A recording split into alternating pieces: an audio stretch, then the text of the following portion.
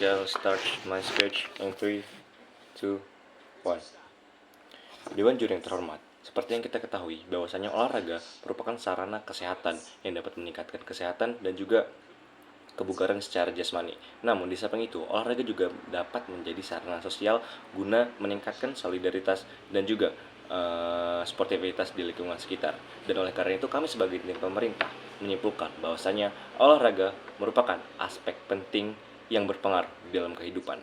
Seperti contoh yang dapat kita ketahui, momen di mana timnas Indonesia berkualifikasi di kualifikasi Olimpiade Paris 2024 yang dimana banyak sekali masyarakat Indonesia ataupun rakyat Indonesia dari seluruh penjuru Indonesia yang berkumpul di sesuatu tempat, tidak mengenal satu sama lain, tapi sama-sama merayakan kemenangan timnas Indonesia dan turut mendukung timnas negara tercintanya. Yang dimana hal ini dapat membuktikan bahwasanya olahraga dapat menjadi sarana untuk mempersatukan bangsa maupun komunitas.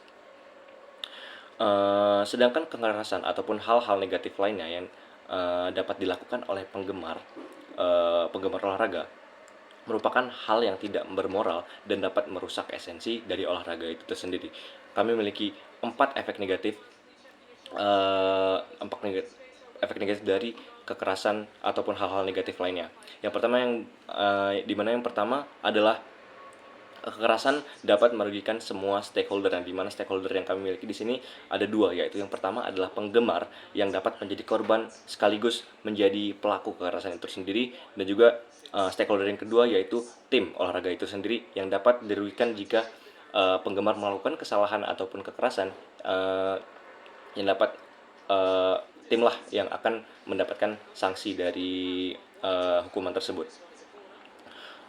Lalu efek negatif kedua dari kekerasan di sini adalah kekerasan yang terjadi di dunia olahraga dapat memakan korban kekerasan ataupun bahkan sampai korban jiwa. Dan hal ini dapat dibuktikan dari beberapa kejadian-kejadian yang terjadi. Salah satunya adalah kejadian Kanjuruhan, yang dimana hal tersebut merupakan salah satu contoh dari kekerasan yang dapat menimbulkan korban jiwa di dunia olahraga. Dan hal tersebut akan menjadikan olahraga menjadi suatu ranah yang tidak aman dan tidak dapat dinikmati oleh semua kalangan. Contohnya adalah dari kalangan anak kecil, dari kalangan perempuan yang tidak memiliki kekuatan yang ataupun ketahanan fisik yang sama dengan pria dewasa. Dan karena itu, dengan sedikitnya peminat olahraga tersebut, maka kompetisi di dalam olahraga akan semakin menurun dan daya saing di dalam olahraga akan ikut menurun. Lalu poin yang ketiga kami miliki di sini adalah pelanggaran yang bersifat taunting yang dilakukan oleh para penggemar akan membuat sebuah pertandingan menjadi tidak adil. Kenapa? Karena pertandingan yang adil adalah pertandingan di mana kedua tim memiliki kondisi ataupun fasilitas yang sama. Jika terdapat sebuah pelanggaran yang bersifat taunting kepada tim lain, maka tim lain mendapatkan sebuah tekanan ataupun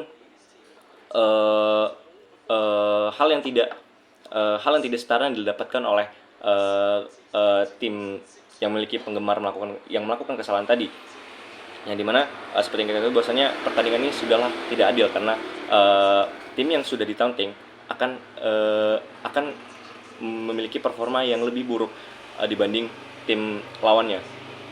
Lalu poin yang keempat yang kami miliki di sini adalah kekerasan dapat berdampak negatif di mana penggemar yang melakukan kekerasan atau pelanggaran tersebut akan menjelekkan nama baik klub. Seperti contohnya, jika ada suatu penggemar dari sebuah tim yang terkenal sering melakukan kekerasan, sering berbuat kasar di lingkungan, tim mereka akan dicap sebagai tim yang memiliki penggemar yang buruk. Dan sebagai pelaksana sebuah lomba, tentu saja kita tidak ingin ada tim yang memiliki penggemar yang bersifat buruk atau dapat mengganggu kelancaran sebuah acara untuk ikut serta dalam perlombaan tersebut. Dan itu tentu saja merupakan hal yang negatif yang dapat didapatkan oleh tim atau klub dari penggemar tersebut. Dan tentunya parameter olahraga yang baik yang kami maksud di sini adalah olahraga tanpa kekerasan dan dapat olahraga olahraga tanpa kekerasan yang dapat dinikmati oleh semua kalangan dan dapat bermanfaat bagi semua pihak. Dan jika terjadi kekerasan ataupun pelanggaran pada dunia olahraga, maka parameter ini tidaklah terpenuhi di sisi kami. Lalu mosi ini juga telah diterapkan di hampir semua turnamen olahraga di dunia dan terbukti efektif guna mengurangi tingkat kekerasan dalam dunia olahraga. Seperti yang contohnya adalah turnamen DBL atau sebuah turnamen bola basket tingkat SMA yang ada di seluruh Indonesia, yang dimana ada peraturan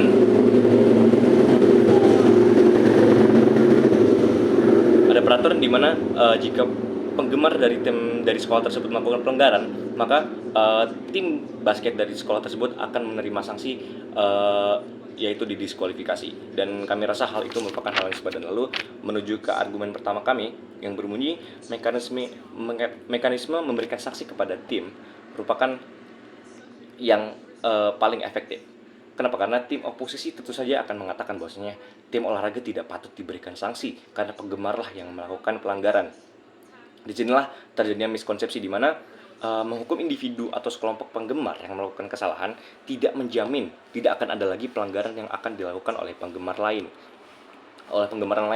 Seperti contohnya, kita menghukum salah satu individu ataupun kelompok yang melakukan sebuah pelanggaran, itu tidak akan menjamin bahwasanya tidak akan ada lagi pelanggaran tersebut yang akan terjadi. Akan ada pelanggaran yang terjadi, dan hal ini tidak akan berhenti sampai mekanisme atau peraturan memberikan sanksi kepada tim ini diterapkan.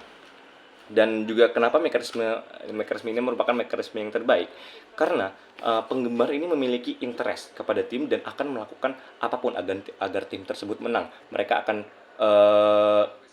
berteriak sekuat tenaga untuk memberikan semangat kepada tim tersebut agar mereka menang, dan sama halnya dengan mereka tidak akan melakukan kekerasan guna